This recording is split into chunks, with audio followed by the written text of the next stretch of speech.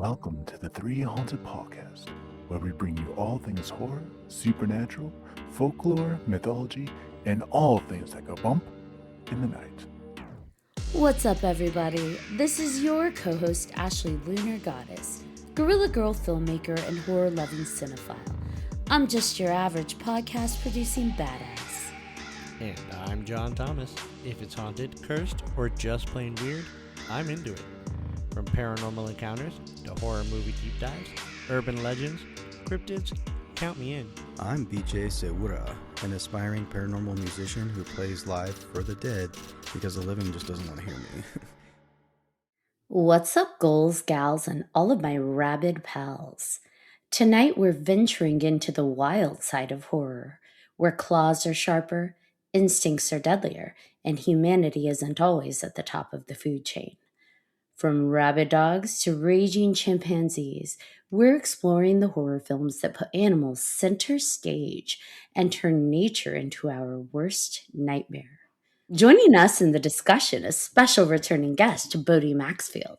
So keep your senses alert, listen for the growls, and whatever you do, don't become the prey.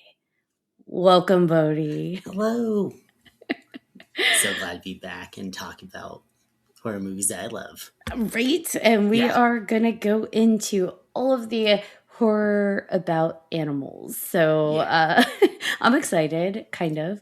I will preface arachnophobia. I actually am arachnophobic, so we could have done a different one than that then. No. I think it's a great one. I mean, that's just a great example of how horror movies really do play on legitimate fears. So I was like, we'll go in. We're doing it. We're gonna go with it. The Venezuelan spiders. We got this. Yeah. They don't live just here. like Jeff Daniels' character in it. All right. And I am scared of heights. At the beginning with him on the ladder, it's like, oh, that is so me. I feel personally attacked by that film. I found some very cute facts about the movie, though, that may help you with it. All right, let's go in. Let's just jump in with arachnophobia. Okay.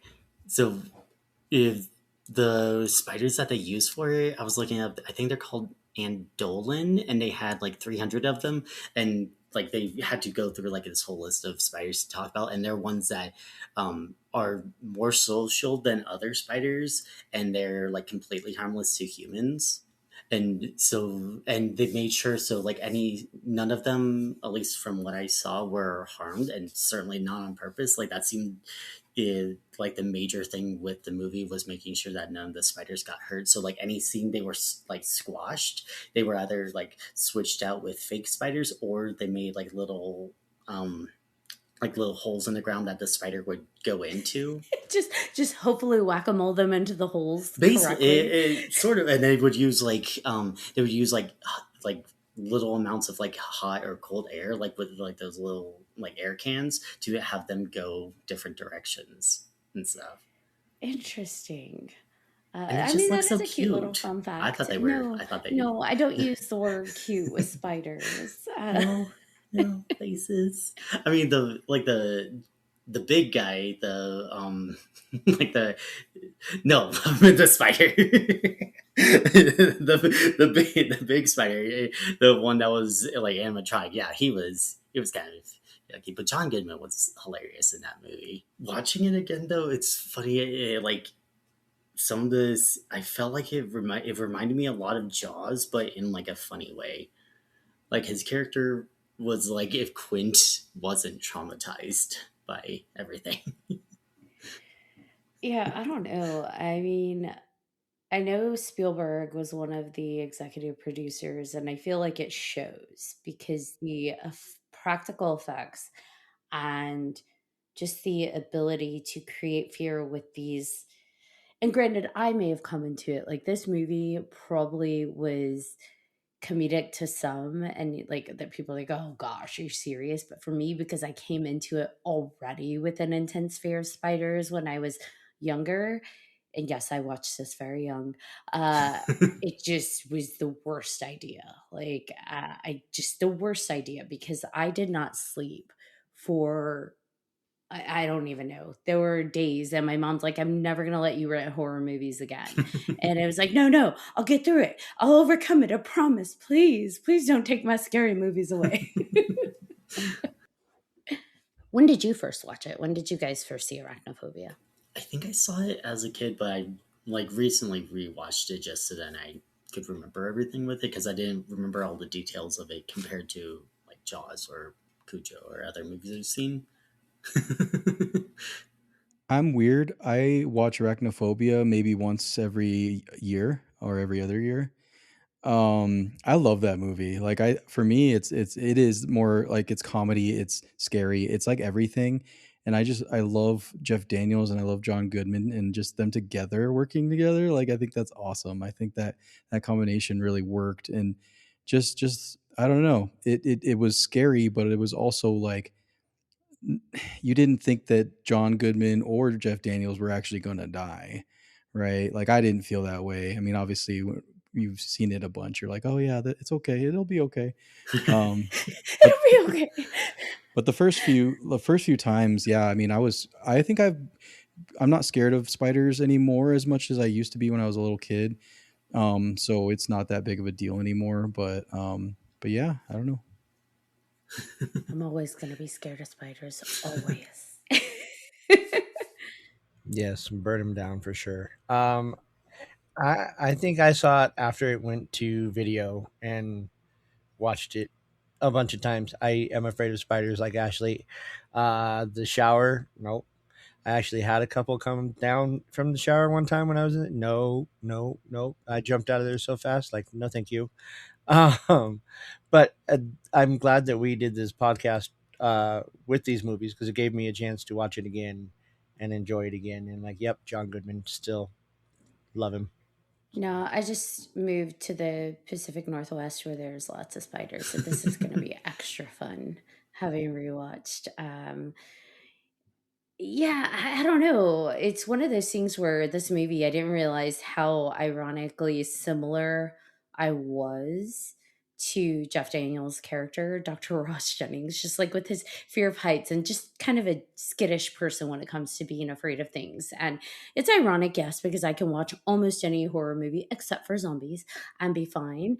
And but then you take me to like a haunted house, like the Halloween ones, and I might punch somebody. I don't have like a paralysis, stance. I fight. So I don't know, but you put a spider in my face and I will likely freeze the fuck up and like curl in a ball on the ground. And I do like at the end, like gonna jump really quick to the end. I like that they're like it's safer at home, and I like That was earthquakes better than hilarious. spiders because that would totally be me. Like I'll take an earthquake any day, but put spiders, like a mass spider nest, and I'm out. Burn it down, like John said, burn it down. Well, yeah, especially like for here in Colorado, it's the black widows that we have to watch out for. And so that's where I get like, ooh, okay, like now I'm a little freaked out. Because obviously the dangerous ones, and if you see a bunch of those, you got to get out of there. Like that's legit fear for something like that. But like especially like if you do paranormal investigations, like you got to watch out for stuff like that, because that stuff that's gonna hurt you more than like a whisper or something or an entity or whatever, right? Like I'm more scared about that kind of stuff when I go into the haunted places that are abandoned or whatever than the actual spirits. So Look, I'll put it this way. I'll take a chance against Annabelle any damn day. But the spiders, like that spider queen, oh my gosh. Nope. Annabelle, where you at? I think I would rather deal with a spider than a demon doll, though. A demon doll. A demon doll, I feel like it can punt. Whereas like the spider queen with her like crazy egg sacs, no. No. You punt that, you're gonna have Steel-toe boot. millions of spiders on you. Ugh. Steel toe boot, just crunch, squish, squish, crunch. Although, didn't they use like for the Foley artists use like mustard potato packets of chips. potato chips to make the sound effects of the like crunchy spider? I think that would gross me out more if I had to kill a spider and it made that kind of noise than the actual spider itself. Because I'm like, Ooh, oh, the mustard packets squish. Oh, okay. Hot potato. I'd just be like taking shots of something and just like Mexican hat dance on these spiders. then, then you could just spit it out with like a little lighter. Oh, Yeah, a little bit of fireball and fire. yes, you're a human flamethrower. I would do it. Flamethrower. You could also do that to Annabelle's hair. I'm down. I can see that. This is true. Has anyone ever tried to light I Annabelle feel on like fire? I feel like they did that in Chucky once. I might be wrong. Hmm. I don't know. I don't think Yeah. so. Yeah, the explosions. I mean, Chucky did get lit on fire a bunch, yeah. Well, I think in Annabelle Origins, didn't they set the house on fire, but there was like that Yeah. closet hidden like escape course she tunnel, did, so yeah. she was able to get out with Annabelle. Yeah, it was like that. Yeah. Plot mechanism cop out of this is how she escapes. But technically she wasn't set on fire, so we don't know. Yeah. Now, with with arachnophobia, that's a different horror movie. With arachnophobia, was there anything about this movie that just this is iconic for us, other than this may have been the first horror movie that just focused on a fear like that? Like, what stood out for you guys with arachnophobia, other than millions of spiders? Which maybe that's it. Yeah, because I'm trying to think. Because what was it called? Tarantula? Because the one in the 50s that was all about like nuclear like waste, and then they got giant. I did think it was interesting because it reminded me of like real life, how like in the Everglades, they're the boas that are like completely devastating the environment there, and it did get me thinking about just how like a few of one animal can totally mess with it. And obviously in this situation it's not as purposeful, but like how in Australia they introduced rabbits and that messed up the environment, and then they introduced foxes because somehow they thought that would work better and things like that. So even though they weren't being malicious, the first part I actually thought was not I guess the creepiest part for me was when all the dead butterflies were flying down. It just reminded me of like how we use pesticides and like it kills so many bumblebees and stuff. So it got me a little mad at people. So I'm like, you know what? Maybe you do deserve to get a little bit here and there. Yeah. just a little bit. Let nature fight back just a little bit. We're gonna get to that.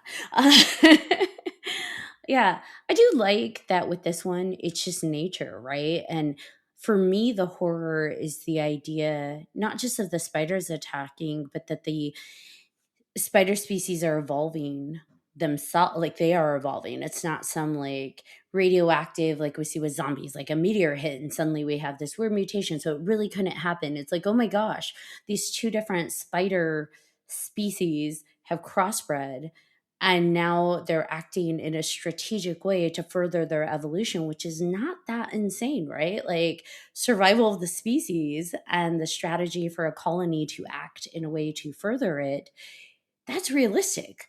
And I think that's what scared me the most about this movie, is that like this shit could really happen. There really are huge ass spiders like in the Amazon and in Australia, and subspecies within an animal species or kingdom really do sometimes crossbreed.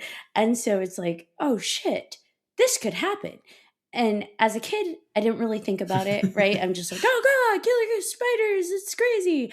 As an adult rewatching it, I'm like, oh shit, that's stuff that actually biologically could happen. Yeah. Yeah. Extra level of scary. To your point, I think that the success of this film was strategic. There was a lot of things involved. It wasn't just, okay, here's a bunch of spiders, attack the city. Like they had to draw a map. They had to figure out where it started, where it came from. Like there was mystery. There was, trying to figure out what kind of spider it is. Like, how can we get help there? Like there was a lot to it. It wasn't just, monster. All right, let's figure it out. Like there was a lot more elements to it, and you brought in all these different experts. You get John Goodman, you get the guy from the expert, right? And then his lackey or whatever he was. And Jeff Daniels in the middle of it all, he's like, guys, like, this sucks. Like, can you help me out? Like, I don't want this, you know? So I I think that's just what love that in the middle of it all. Guys, this sucks.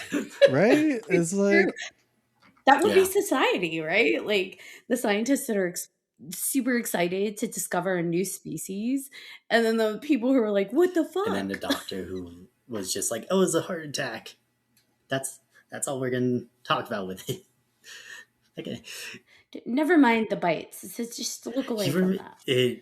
Speaking of Steven Spielberg and Jaws, he definitely reminded me of the mayor in Jaws about how it's just like, oh, just ignore this thing. We don't want people being in a panic and stuff like that. I'm like, man, just let him cut up the old lady and see what happens. He's like, "No, we don't want to ask too many questions, guys." Yeah. And I'm like, you are a terrible doctor. yeah, that doctor sucked. He is an awful doctor. Yeah, he was awful. I'm glad his wife lived. That always reminds me of Ghostbusters. When he's like, "Never compare me to the mayor from Jaws. Never." Now, speaking of Jaws, that is another animal forward horror. What makes it great for you? So many things. One, I think it like that was. I think I saw that before Arachnophobia. That was definitely one of like my first horror movies. I think I saw and like just all of it. I like it. I like sharks. I think that's a big part of it. I just like sharks. They're just so cool. But like like the scenes where you kind of get it from the shark's perspective. I read the book later, but in the book there's like full chapters from the shark's perspective, and it's cool how they use that for the movie. Not to the same degree. Like I would, but that was cool. The when the brief moments you see the shark, that's just ingrained in my head. Like sometimes I still jump with this when he's pouring the chum out, and then it's just right there. It's a good movie. Thanks to Jaws, I don't like to get in the water. So thank you. Thank you for trauma, Steven Spielberg. Much appreciated. I still don't Apparently like to that get in the year, like, ocean. the amount of people going in the ocean dropped like dramatically throughout the country for like beaches and stuff. So many little Amity towns did suffer from that, even though sharks are innocent and have never done anything bad in their entire billion-year life. You're a filthy liar. Yeah. Let's revisit last year and the year before that, the increase in shark attacks that they're moving into spaces that are not their own. Thank you, global warming and humanity. We are now pushing sharks into spaces they don't normally swim. Well, that and so like I drive a lot of clients around the in Denver, and when they come to town, so many of them have been talking about going the cage shark diving, right? Like that's a very, very popular thing. Like a lot of people will jump in the water, in a cage and, go down pretty deep with their scuba gear on and just, look, hope that a shark comes and like comes at them. And it's very popular now. I don't know. Would you do it? Yes. Yes. Of course Especially y'all would. hammerheads. Well, yeah, and I mean, if you're in a cage, like it's not Jaws, like you're not getting a shark that's gonna break through it. That you know. Sure, but Okay, if you make that face, but just remember the ocean is highly unexplored when it comes to humanity. We explore the heck out of land and caves and all sorts of stuff as much as we can. But the ocean, we only have like in the grand scheme of how much water takes up yeah, the earth, like there's only so much we've discovered. So yes, we think we know all the sharks out there, but do we? I've seen the megalodon. Yep. and the abyss, right? Yeah. Like aliens in the water. And Little Mermaid. Exactly. Like, I don't know. Then I've seen the Little Mermaid, the horror one too. No, I feel you. I think sharks are absolutely fascinating creatures, but to me, they are probably our most. No, I don't know. I'm not going to pretend to know. I feel like they just are a highly Mm. respected and feared predator. And so I would not want to tangle with one. Nope. They stay in Yeah, their environment, I'll stay in mine. No, thank you. Bingo. Not even in a cage. Did you hear that the great white sharks are actually starting to be found in the Mediterranean? I did not know that. It's out of character and new, but yeah, they're starting to be found in the Mediterranean Sea, so ocean sea. I mean, it's pretty, so maybe Yeah. there's a sightseeing. You know what's crazy? I've been thinking about this, and because I love sharks too, and obviously Jaws is amazing, but like other marine life, like they'll tangle with sharks to like protect us, right? Like dolphins will mess with sharks to get them away from humans, right? To protect us. What is it? Orcas will kill, like killer whales will eat sharks. Like Yep. that's been a thing that's been happening lately, which is also kind of crazy to think about, right? That a shark has something that can get them. That's actually why the ship's called the Orca in I Jaws, like that. because it's the only animal that actively hunts great white sharks. It's crazy. Which they actually, two brothers, was it? I think it was was it South Africa? Like drove all the great white sharks out of one area. I think it is because I also watched another documentary about sharks because like a few of them developed like a hunting strategy of just like popping out of the water and it basically like disabling the seals and stuff. Imagine if they did that. Oh my god, that would have been so expensive. If Steven Spielberg tried doing that in the first Jaws. That would break Bruce just launching it out of the water. Oof. Could you imagine if like the nemesis of the shark were also like our nemesis? Like if suddenly the orca turned on us? That was a really bad, not great horror movie called Orca, and it's Oh gosh, yeah. I haven't I've seen heard of that. that No, one. Yeah, it's I've heard of it. like it was made basically in response to Jaws to get in on that Jaws money, but it was kind of silly. Well, I think But killer whales have killed people, right? Like they. they so with only in captivity, those are the only times we know of because all the times those ships have been sunk, like or disabled, no people have been killed, and oh my gosh, I can't remember which um, Native American nation it was, but they told a story about how the first orcas were like brothers to humans, and that's why in their entire history, like they've always respected them, but never like there's never stories about orcas hunting people and stuff. Yeah. But I mean, if they eat if they eat some yacht people once in a while, like I don't know, that's refined food. Oh, they have bougie tastes, Yeah. refined Right. palates. I would. Nope, never mind. I'm not going to go in all about orca diet because I'm like, it's so interesting how all of their different pods have different like food. Did you guys ever read the original book? I didn't. Did you? I did.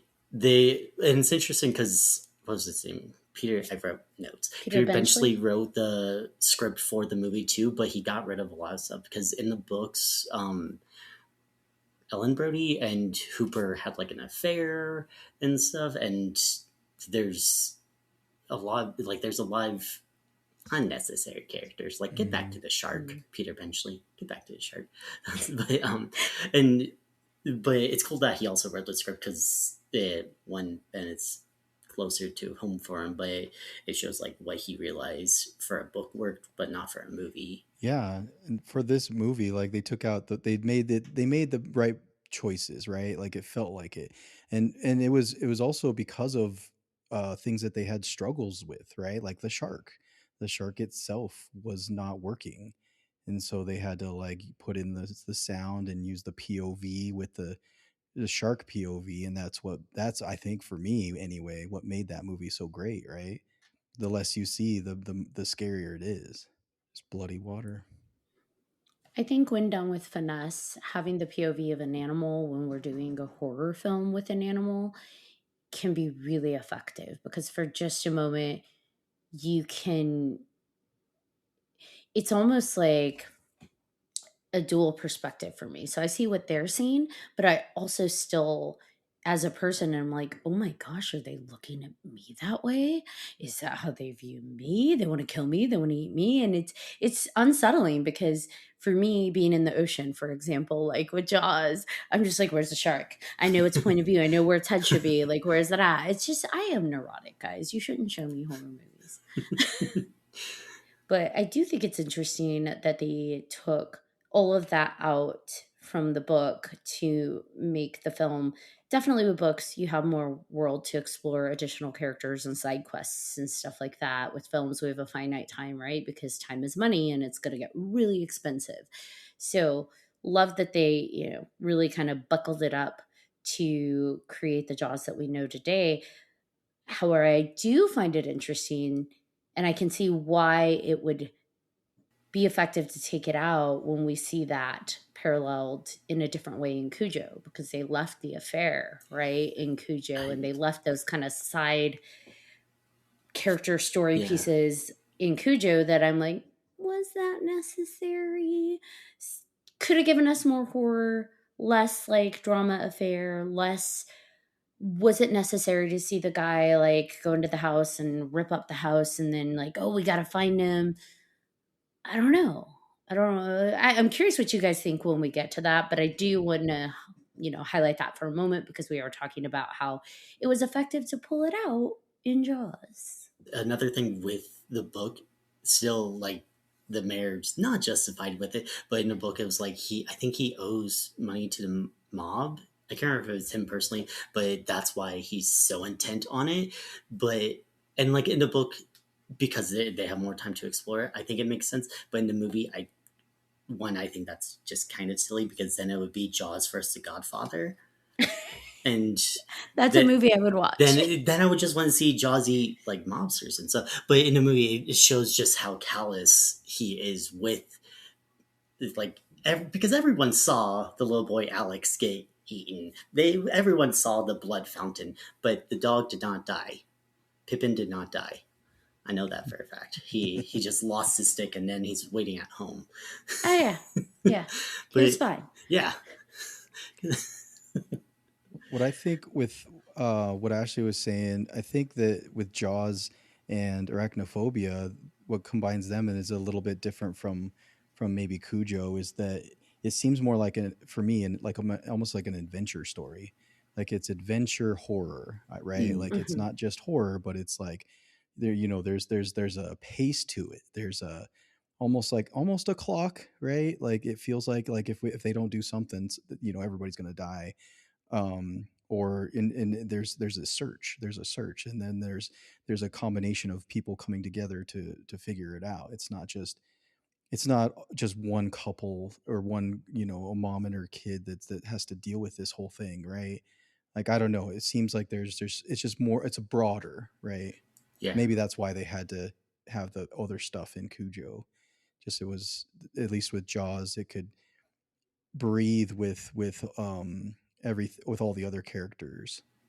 Yeah, I totally agree. And I think Steven Spielberg just seems to be really good at combining those. Like, because I argue that Jurassic Park is a horror movie, but more people say it's an adventure, and it sort of has that same feel of figuring out what's going on, and like there's something at the end that they're trying to search for, not just survive it.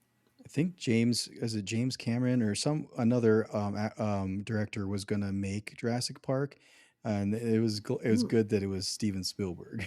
Yeah. And I think he's like, yeah, I would have ruined it. I would have made it so dark. The book is much darker. The and book is scary. Yeah, it was great. The book was actually horror for sure. So is Jaws like quintessential horror? I think so. I think it is there is definitely like the adventure aspect of it, and like how they go searching for it, which is basically like the opposite of what most horror movies do, because like you don't go searching for Jason, you don't go searching for Michael, they find you. But I mean, it's still that horror of, because there literally is a level of you don't know what's going on under it, and I think that's another thing that Jaws does that other movies just can't, because of like the structure of it, and that's what makes it so scary with we don't know when it's going to pop up. I think that's a great question, though. Is the idea that Jaws is horror? That's not the question. We can all agree. Jaws is horror. But the idea of if Jaws is horror, why wouldn't Jurassic Park be? Because they're very similar in tone. Because I was just trying to think about that. Like, okay, well, I would say Jaws is horror because kids are being killed. We have, the constant hunting predator chasing our protagonists and killing off innocent bystanders. But then it's like, oh shit, Jurassic Park has that too. um, for me, I've always used the barometer of like how much gore we're being exposed to, how much death, and oftentimes too the sound composition, the soundtrack. And with Jaws we have the dun dun dun dun dun dun. But it's like, oh my gosh, Jurassic Park has a lot of those elements. So adventure horror, right? Yeah. Is that what you called it, BJ? I think so. Yeah, I mean, Adventure horror. Yeah.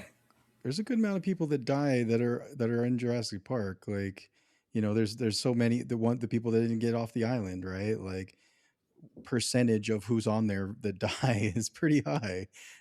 So I think about the scene with just the kids, right? And it's like they're trying to like hide, and then the car is there, and it's just like the dinosaurs coming, bam, bam, and that's a terrifying scene. I would consider that a scene of horror. Waiting for the monster, waiting for the dinosaur. Like you could put a werewolf there, and their reactions and the sound and the lighting would it be interchangeable. Just swap out the monster. And like the scene when they shine the light on its eye. Yeah. Which reminds me of that scene in Land Before Time when the Sharptooth's eye opens. Yes. That freaked me out as a kid. I did. Right?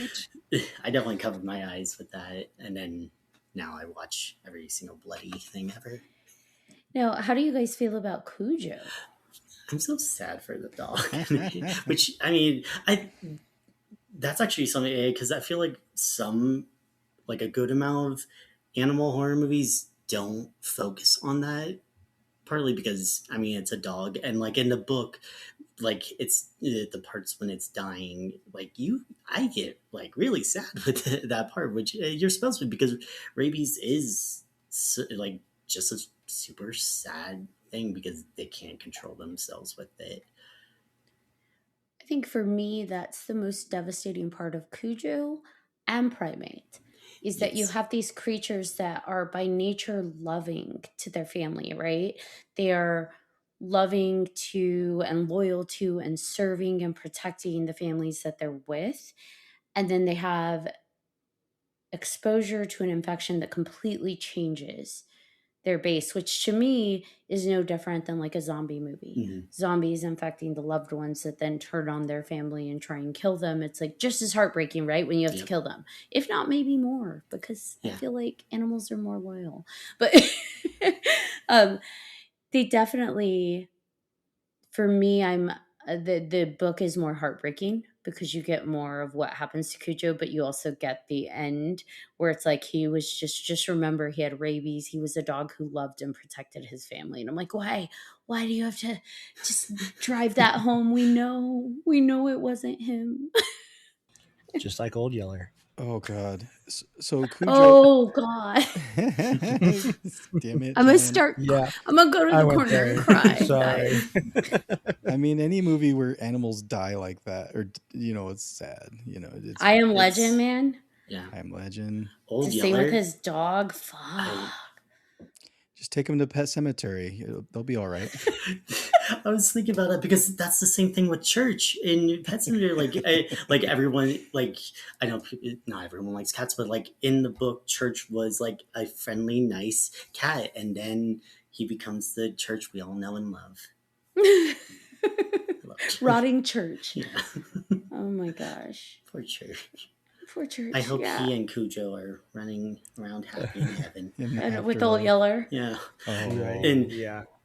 I don't know if it's like it probably did affect it. I'm convinced that Stephen King is like, you know what, I'm gonna write Old Yeller as a horror book. I think so. Cujo has a very special place in my life because when I first watched it, I was young, and my best friend had a Saint Bernard. They had Hmm. two Saint Bernards. Beethoven, no. And they scared the shit out of me. Like they were amazing dogs. Like they Yeah. were very friendly and all that. But like when you have Cujo in the back of your head, you're like, don't fall asleep in the same room with that dog. Like, I'm sorry. Exactly. You never know.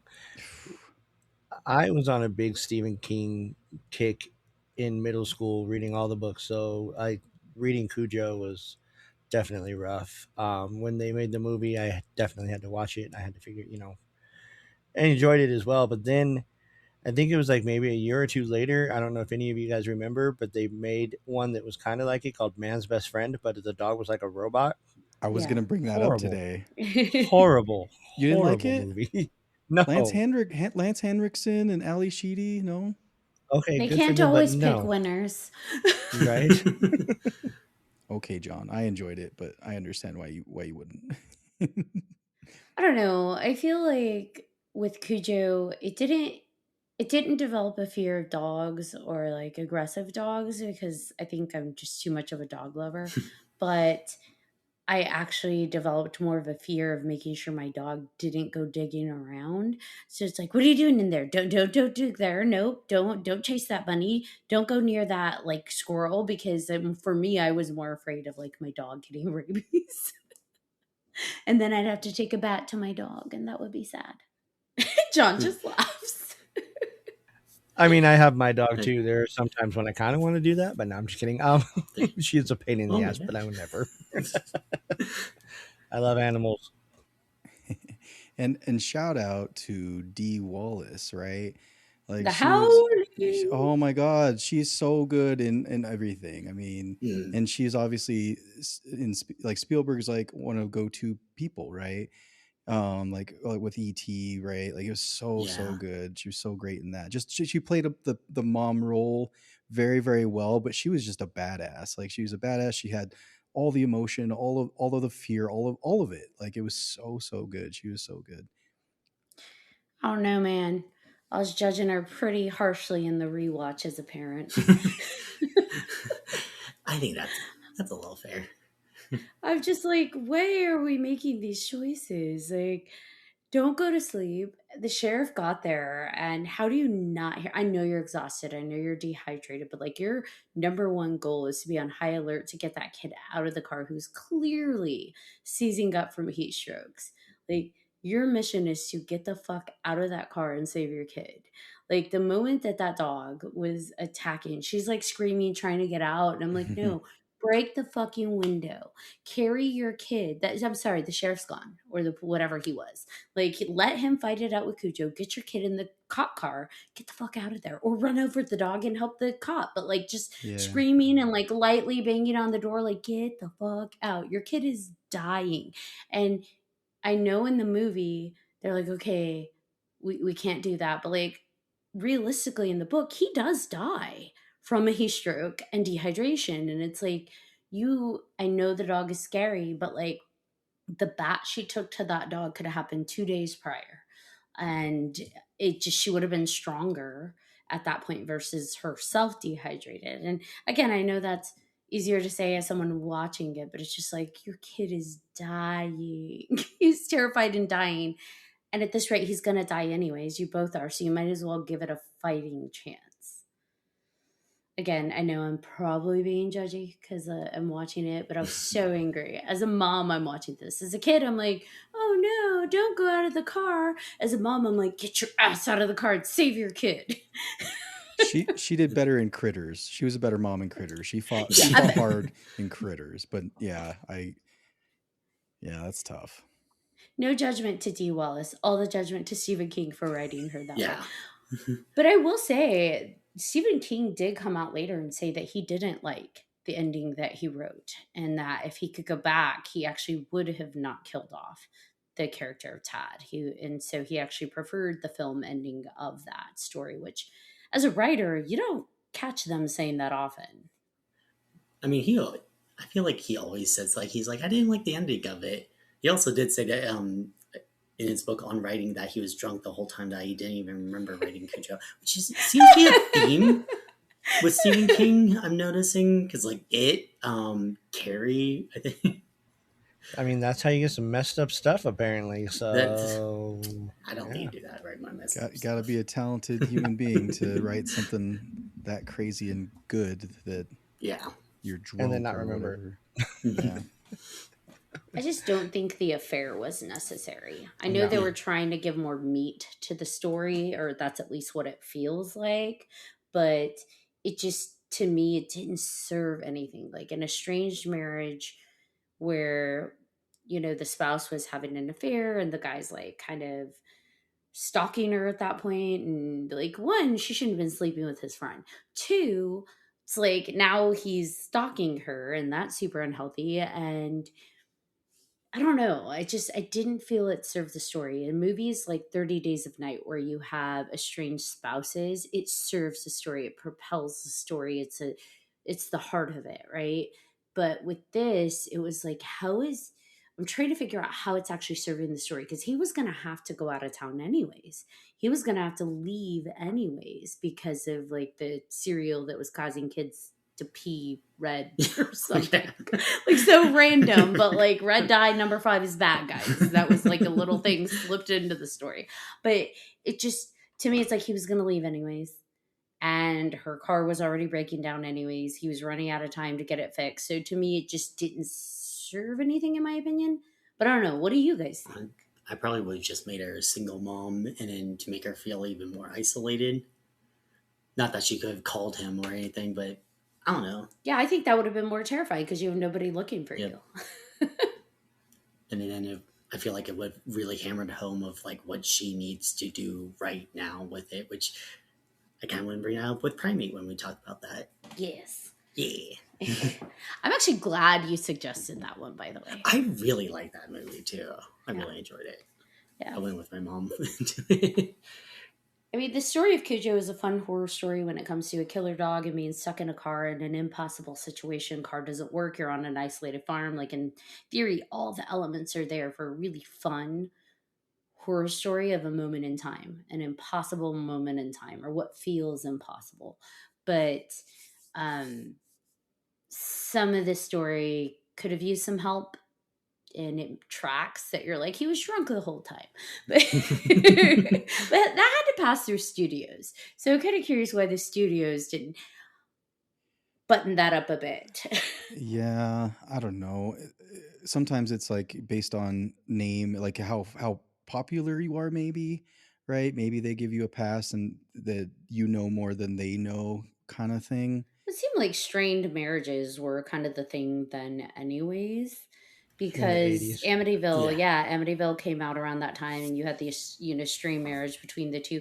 At least that served the story to an extent. Mm-hmm. They're under a lot of stress and pressure, so anything going on in the home could be discarded at first, right? Like, oh, it's explained away. We're just super stressed because we're tight on funds and we're newly married and we're inheriting these kids and he's maybe not a great stepdad. And it's just like these different things that were at play that made sense. But for this one, it's like all it did to me was just add an additional character that we didn't need, which was the affair guy. And like, ooh, he's stalking her and he tore up their house and misdirection. That didn't really go anywhere. And we never know actually what happened to him. And it's like, we didn't need it.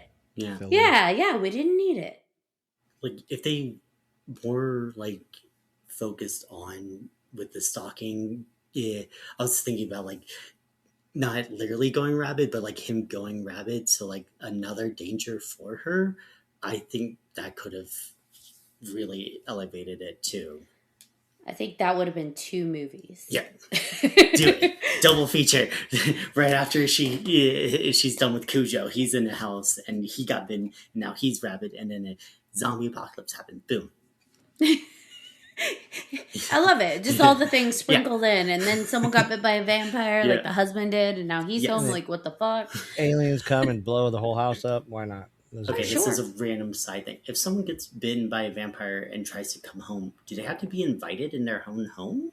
No, it's their home. Yeah. I Okay. guess that makes sense because Dracula never had to ask to go back in his castle. But in that side tangent, since we're on it, vampires can go into public spaces because they're open to everybody. So why can't vampires go into churches? I get they don't want to because it's holy, but it's open to the public. So technically, But it's the if house it's of open to the God. public, Well, however, if you're invited into a home according to the Lost Boys, then all of those things don't work on you. So if you are by nature going into a church that welcomes everybody, then shouldn't those Interesting. things not work on them?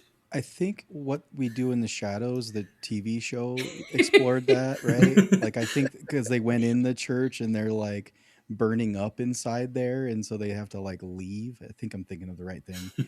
But like, just by sitting in there, you're just like, it's getting hot. Nope, we got to get out of here. Like, But shouldn't that not work on them? Because like holy water didn't work on Max because he was invited in the home. So like if it then like leaves you defenseless and none of that stuff works, including the holy icons, because they threw holy water on Max. Mm. They're like, does it burn? And he's like, what are you, nuts? It's freezing. So holy water didn't work on him. So I'm just saying, I would like to just why? but also he was the head vampire, so he is more powerful. That could have something to do with it being the original one, Plot hole. But he maybe. says it's about all vampires. He's like, silly boy, you invited a vampire into your house. It renders you powerless. I Mm. don't know. I don't know. It's I just think, since we went on the side yeah, note tangent. I think vampires need to write a book letting us know all their weaknesses so then we can kill them. I think that makes sense. Well, are vampires are they part of the animal creature story that we're telling today? Wouldn't it depend on their origin? Yeah. I mean, Because there's some that I could, because like the new Nosferatu movie, there's a lot of animalistic stuff going on in that. Some of it I didn't want to see. Fair.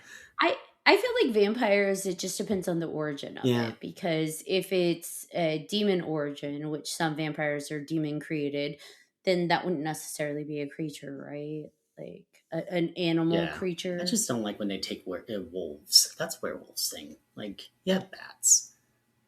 Bats. You're bats. Don't Yeah. be a wolf. Don't Hey, you be leave greedy. Dracula alone. No, always rooting for Wolfman. Werewolves then. Werewolves are they creature films of animal films? I could I see think that, so. but I just want to thank you guys again for letting me talk about it because I feel like this kind of coincides with what we were talking about with when I was on for werewolves, and I could talk about that forever. But like how in these movies, depending on what the creature is, what the animal is, it kind of mirrors people, and I feel like that's really like sort of essential part of primate. Is Ooh, that really love sort the of? segue. Yeah. Love primates. Yeah. Again, so glad you recommended that because that probably would not be one that I would choose on my own when I'm scrolling through, but chose it, watched it. I watched it with my daughter actually. She's like, "Can I watch it with you?" I'm like, "Sure." We watched it. We both loved it. We also equally were so sad for Ben. Yeah. Dude, what did you think of the part with the hair when he like was scalping her? Scalped her? Yeah, I was like that got me squeamish.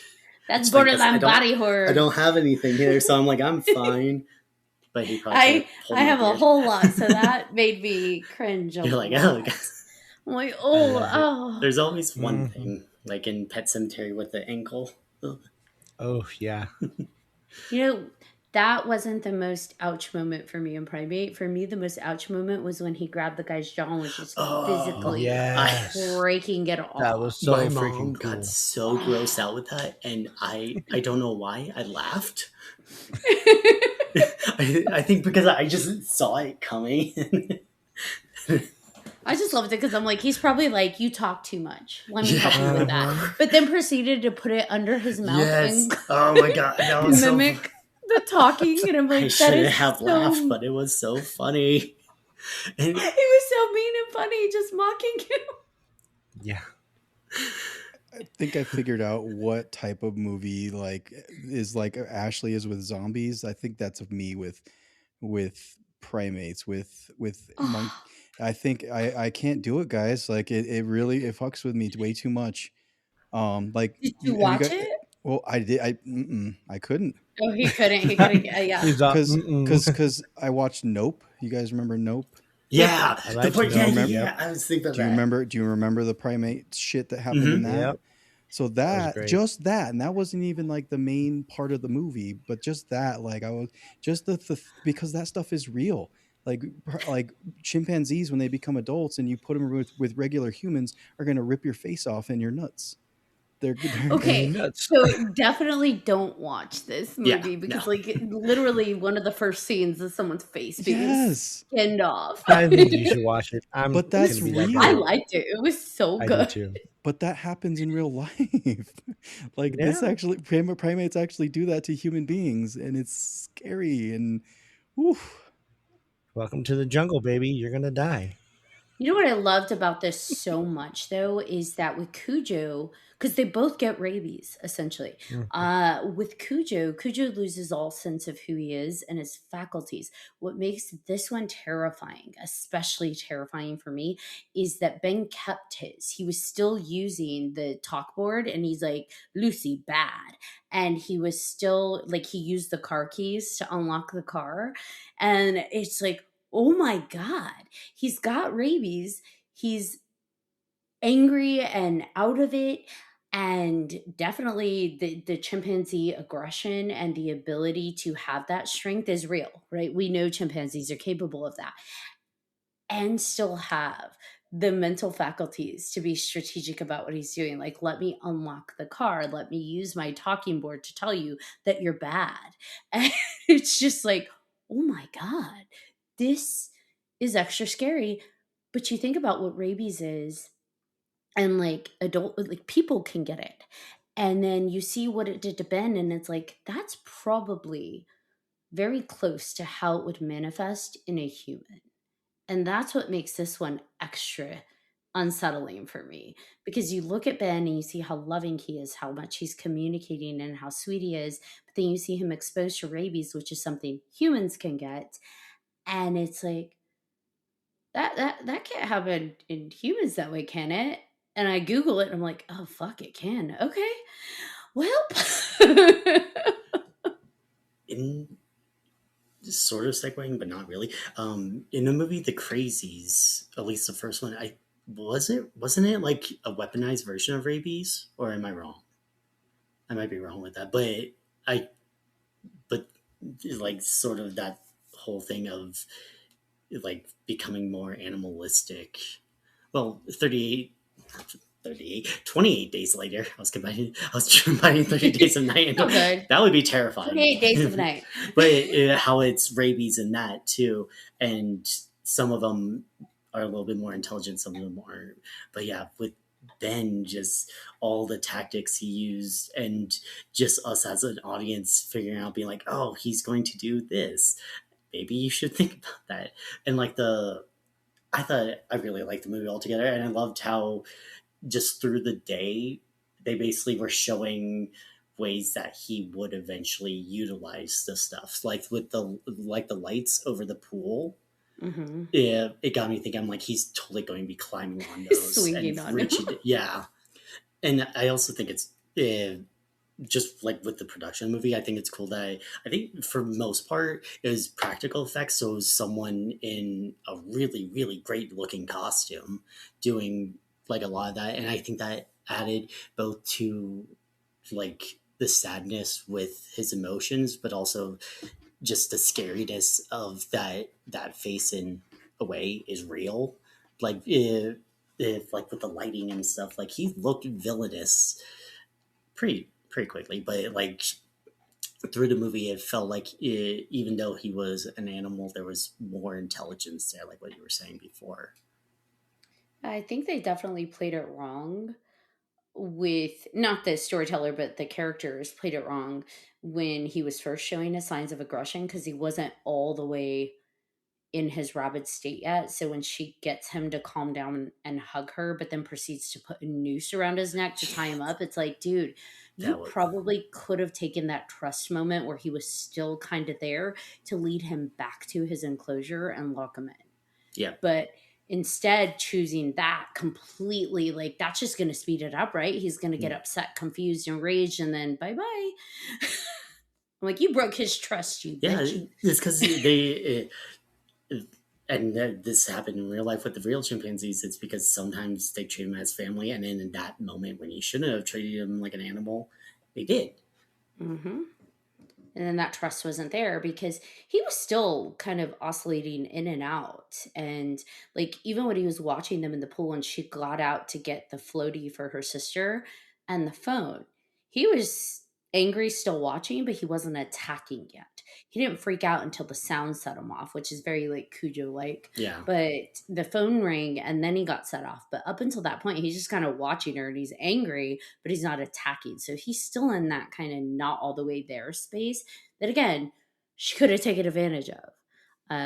Yeah, but it's one of those things where I felt for Ben. I know this movie was supposed to probably, I don't know, maybe it was supposed to evoke like a conflict where you don't want bad things for Ben, but you also understand where we're at. He is not in a space where he can be helped. I think I would say that we were supposed to feel, especially at the end after you see his body. I would say it reminded me of Cujo with a reminder of that, like, this wasn't really him. But at the same time, maybe don't have a chimpanzee as part of your family because it's a wild animal and it wasn't domesticated over thousands of years like a dog. Or don't let it free roam. That Like, no that free was for, one of the biggest things for me. It happens early in the film, right? yeah, When he starts to yank on her and get aggressive, and the dad blows the whistle and he's like, sorry. He gets weird around strangers. And it's like, okay, if this is something that you know is like, you already know he's prone to aggression with a stranger, you shouldn't be letting that guy yeah, like free roam around the house. Like, that's just them being irresponsible with this creature, this, natural, because at that point they don't know he's got rabies. So it's like, oh, this aggression's just a typical thing for him with strangers. Like, that's highly irresponsible for you, but also highly irresponsible as like a pet yeah, owner. Well, and because it's horror, though, there are going to be those mistakes. There are going to be those things yeah, Of that, course. yeah, yeah. they're going to be idiots. They're going to be things that they're just like, I would have done this differently, and like, yeah, but unfortunately, you didn't. So Yeah. everybody's dead.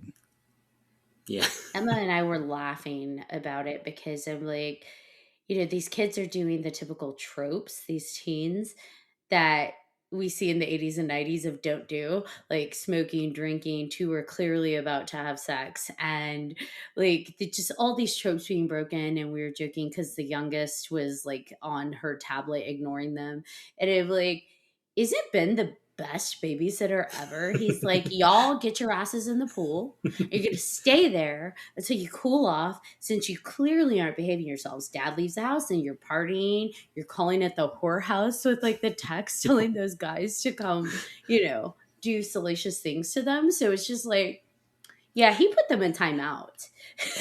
And when the two guys just like walked into the house, I'm like, you had this coming because You your did. intentions were not pure, sirs. Good old Ben Ben. was the best babysitter ever. Yep. And like, he literally spanked Lucy. Like, he was like whooping her. And Emma was cracking me up because when he was like, he started whooping her because the TV or whatever went off, or her tablet went off. Emma's like, I said books, no TV. And it's like, yeah, he does look like he's just straight whooping her. I'm like, you know what it is Ben's just been watching a lot of telenovelas. Yeah. He's like, these babies are bad. We whip them. That one talks too much and insulted me.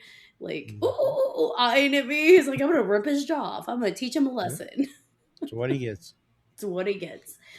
Although I do love the dad. Like when Ben bites him at the end and the dad had no hesitation kicks him and starts just like whooping his ass. I'm like, why have none of these people been doing this up until this point? That made me really like the dad, and I kind of made me think that like the theme of it was like, you just gotta to protect your own, you gotta go wild. You do. Yeah, You go gotta crazy. go back. up. Yeah. Yeah. And that's why they did. There was also with that fight scene there was like a really big fire going on, and I can't remember. I think it was it like a crowbar? I think it was a crowbar, but it felt like there were moments when it seemed like it was a caveman fighting either like someone else, like another like hominid or something like that. I know that wasn't like a central theme of it, but I also just like paleontology, so I try reading into things. I kind of like that idea of you have the dad who's deaf, and one might assume he's gentle and very docile, and it's actually him that is the most like com- I don't know, compatible fighting partner against Ben. But I also like this dual nature of you've got this what you think is the docile side of humanity fighting the primal side, right? And just like how we fight our inner wild nature. Yeah, and it's like because we're apes too, so it's like where are we? Where are they? Yeah. Things like that. You guys are talking about, how the dad fights back. It reminded me of the movie. If you guys seen The Square, basically there's this actor who's real big and strong and everything, and he comes in acting like a primate. He's walking around like a primate, messing with different people, and he pushes them to the point that they either have to join together and fight this guy to keep him from hurting the people that are at this party. Basically, it's all these people wearing suits and ties and everything, and they're, bougie, and they're, he's trying to bring out the animal in them to protect everybody else, basically. Hmm. And it's a really, really, really powerful like scene, because it's not the whole movie. It's just that one scene, and it basically everybody, because the primate out of the guy basically is like messing, like bullying a guy, and then the guy just backs down, like one of the biggest guys in the whole thing, and then basically they all have to band together because this primate thing's starting to attack a woman. And then yeah, it's just bringing that out of them, which I thought was kind of crazy. But it's called The The, Square something. the square, adding that to my list. I think part of what I love about animal horror movies is that it reminds us that without all of our contrived inventions and like guns, like she mentions gun in primate, where it's like, don't you guys have a gun? Isn't that what you do to animals when they're sick? And it's just like, at the end of the day, without weapons, we really are no match for most of these creatures, because with Ben, it's not like he was bitten by some radioactive spider. You like that Peter Parker Uncle Ben reference? Sorry, I'm a nerd. Uh, it's not like he has some supernatural power. This is just the raw strength of chimpanzees that's being activated with anger because of the rabies. With Cujo, same thing. They're not given extra powers or the supernatural, paranormal, unbelievable thing. It's just what they are as creatures that is being triggered, their most primal nature, that we are really no match against without tools. Same with, arachnophobia. You can name all of these movies, Anaconda, Jaws, without our big boats, our orcas with our hooks and our, what did they use? The little torpedoes. We are no match for these animals. It's really our brain that helps us be even some kind of contender in the animal kingdom. And so it's a fun little reminder when we watch these movies, at least for me, that oh shit, if it was just me and this creature in the woods, I'm done. Well, that was that There's no was Ashley. and that was one movie that you were gonna bring up, was the Ghost in the Darkness, right? Yeah, yeah, Yeah, yeah. Yeah, so that specifically, that, I mean, if you don't have guns, how you gonna fight lions? spears.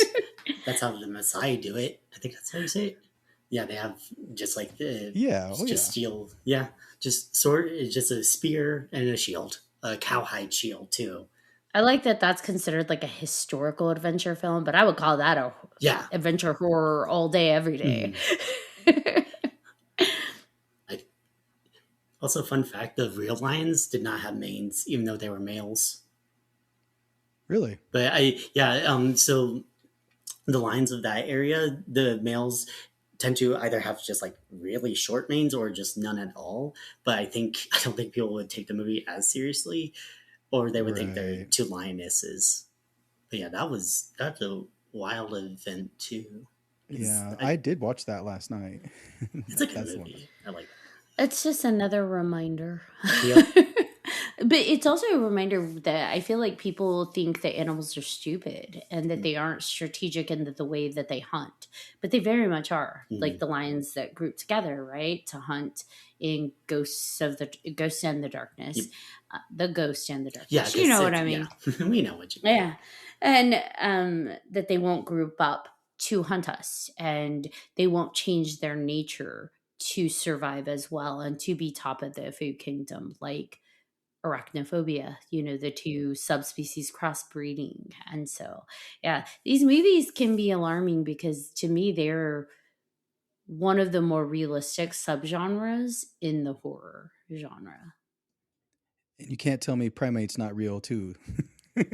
No, it Even though I totally haven't is. seen it, but like, Like I think that one's the most true to life about how just with anything or like the Tiger King situation where Carol Baskins definitely killed her husband. Or no, she didn't. Her tigers did. That yes. bitch, Yeah. Carol. Yep. But yeah, it's that and kind of going back, it's kind of why do I keep saying kind of? But it's like a man's hubris thinking we control everything, knowing we know everything, but we don't know what's going to set off chimpanzees in primate and nope in reality. We don't we don't understand everything with tigers. There's I forgot his name, but the man who was studying like Kodiak bears, and he's like, oh, they're brilliant animals and stuff.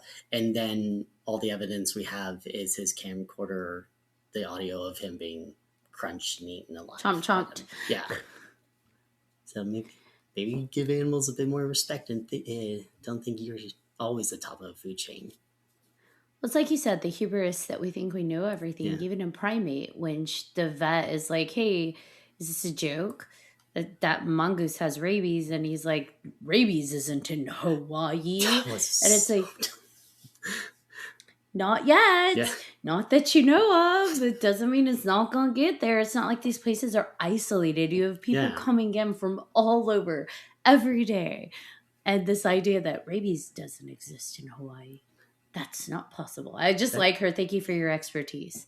It's kind of funny too because a lot of people think that just because it's an island, like Yeah. something's not going to get there. Like, no, you're wrong. Sorry. The zombies get there. The rabies will get Yeah. there. Okay. Right? The zombies can do it. The rabies can do it. The zombies bring the rabies. There you go. Exactly. And I think one of the biggest themes about all of these is that all of these animals are acting not like we expect them to act. Lions don't these lions aren't acting like lions, like they said, right? Like, Jaws, like it's not just eating people all the time, right? Like these spiders don't just attack people like relentlessly, right? Like, but what if it did happen? And that's what scares us. Yeah. Well, it's this idea too that we think these species all act the exact same. Mind you, we have the perfect example of humanity and how nobody's the same. And so we try to apply that, oh, there's a general behavior. They all behave this way. But we don't even, like, you can't put one behavior on us. So it's like, how can you apply that to creatures and other species? But, again, that goes back to this hubris. Men were full because of this false idea that we are God and we know all. One last thing that you were talking about, Ashley, you're saying that like if we fight back, we don't have any superhuman like strength or anything unless we're zombies. If we get turned to zombies, then we can fight tigers and all of that because that's what happens in The Walking Dead. I was thinking of Army of the. Is it Army? I was thinking Army of the Dead too. I think with it's that one. with Yeah. the zombie tiger, which was the I best part thought of the that was movie. so cool. Yes, agreed. Agreed. That was so cool. So I love this episode, and I can go on talking about more animal horror movies, but I know we're reaching the top of our time. So, do we have any final thoughts before we wrap this awesome episode up? Any final thoughts on the movies or animals and horror in general? Animal horror movies are awesome, but real animals are not evil, and sharks never do anything wrong. You leave them dogs alone. Yeah. Dogs, lions, chimpanzees. Definitely leave chimpanzees alone. You could take the spiders. Yeah. Yeah, take them all and stick them somewhere and burn the whole fucking thing down. Oh, I was going to say raise them. Raise them. Yeah. Just like a little tarantula. I know we need the daddy long legs, but we need all of them. No, we don't. We don't need black widows. They don't serve a purpose. Yeah, we do. No. That's inspiration for Scarlett Johansson's character in Marvel. Oh, okay. And I don't like her character either, so I'm good. Like, you're talking to the wrong person there for sure. Yeah, he knew. He's like, move that one on. You could take that Black Widow too. Yeah. My friend growing up had a Black Widow in his bathroom in the basement, and nobody would ever get rid of it. And it was right by the toilet, so every time I had to go to the bathroom, I was watching that thing the whole freaking. I'm like, nope. Nope. And then it ended up crawling into the shower and biting him. Thank God, obviously, it was a male and nothing happened. But, like, no, thank you. Nope. Yikes. So it's a Black Widower. No. We found a nest at a house we bought years ago, right on the front porch. And I was like, I'm going to go stay at my mom's. I will be back once that's been handled. So smart thinking. No, I would say I love this episode. I love this episode. What we were talking about. I didn't realize how many animal movies that I like, horror movies in particular, and I just wanted to put some more out there that if you guys haven't seen them, along with the ones we've watched. So Anaconda, Ashley did bring it up, but we didn't really talk about it. But that one, I mean, John Voight's scarier than the snake, but. Lake Placid, yes, just for Betty White. Placid. Oh, Betty White alone. Yep. Tremors. I don't know if you would call that an animal movie, but I don't know. Ish. Maybe prehistoric horror is like kind its of own like Jurassic Park-ish. Well, isn't Jaws a prehistoric horror then? Aren't sharks? No, because it's just a shark. Great whites have been around for a long time, right? But I thought the graboids were actual like dinosaur type things that were kind of reawakened living under the ground. Right. Yeah. I don't know. But then in later ones, there's like little dodo versions of them with little wings. Yeah. Those were actually kind of cute. I'm fairly certain there's a plush of that. Also, Deep Blue Sea. That's so cool. Yes, that's a good one too. Yes. And that's another one with men. I like that one. Mankind messing with animals, making them smarter. Yeah. Don't do that. Did you one of the ones like after Jaws came out, Grizzly, like by itself actually wasn't like a bad movie. I thought it was a good movie. I even watched it as like a riff tracks, but like just as a movie itself, I'm like, if this came out before Jaws, I don't think it would be as popular as Jaws, but I don't think people would like deride it as much. Yeah. Right. I'm just so glad you guys didn't recommend that we watch like Sharknado and Cocaine Bear and Piranha any 3D. of that. Cocaine Bear. Yeah, no, I'm so glad we didn't watch any of those. Thank you for that. This is random side fun fact. Cujo actually lost in terms of like how much it made to Jaws 3D because they came out the same year. Because I think Jaws 3D was like the biggest box office success of that year, and Cujo was like it fourth, was the 3D part. Everybody wanted to get scared that way. I just think it's funny that a movie no one really likes. Would love to give a special nod to Hitchcock's The Birds. Fantastic movie. Yep. So good. Wonderful animal horror movie. Not one animal, similar to Arachnophobia, but equally fun and scary. And I'm going to be a smart ass and give a nod to Cocaine Bear. Oh my God, you're done. You're done now. Did you can see the real Cocaine Bear at a mall. Oh my gosh. Yeah, it's I heard about that. Yeah, taxidermy, and it has like a little cowboy hat. That's funny. I don't. That poor bear. All right, guys. Do we have or Bodhi? Do you have any special projects or anything upcoming you'd like to give a shout out to? Um, no, not really. I just submitting my scripts to different competitions, including one that is inspired by but not based on a real event during World War II. Oh my god, I forgot the island name now. But the Japanese when the Japanese went further in an island, basically hundreds of them were eaten by crocodiles. Yeah, Wow. So yeah, animal horror. yeah. All right. Well, we appreciate you coming on, Bodhi. You are Thank always you so much. fantastic.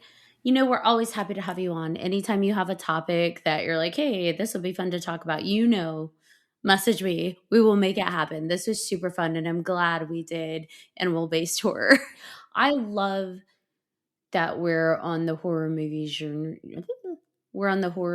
journey within the 300 podcast, like that sub section of topics, because I feel like with that we've been doing a lot of that over the past season, and I've been watching new movies that I probably never would have watched, but also revisiting older ones that I'm glad I'm Yeah, rewatching. like arachnophobia. I know, I Because hate you spiders for are that. so cute. I No. still recommend watching that movie Undertone, especially since we have a podcast. Just saying. I'm going to watch it. And then I'm going to be freaked out. So it's going to be great. I enjoyed it very much so. It was different. All right. BJ Segura, do you want to bring us home? I do, I do. Again, thank you for coming on with us, Bodhi. Like this was so fun. We again with the subgroup, the subgenres of all the horror that we've been getting into. This was one of my favorites, surprisingly. And we didn't even go down the cryptid route because I didn't know.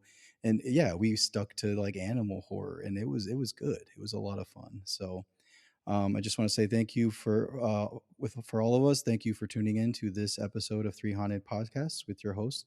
I'm BJ Segura. I am Ashley Lunar Goddess. I'm John Thomas. If you have any questions, comments, or episode suggestions, please feel free to email us at 300podcast@gmail.com. If you haven't done so already, please like, follow, and subscribe to all our social media.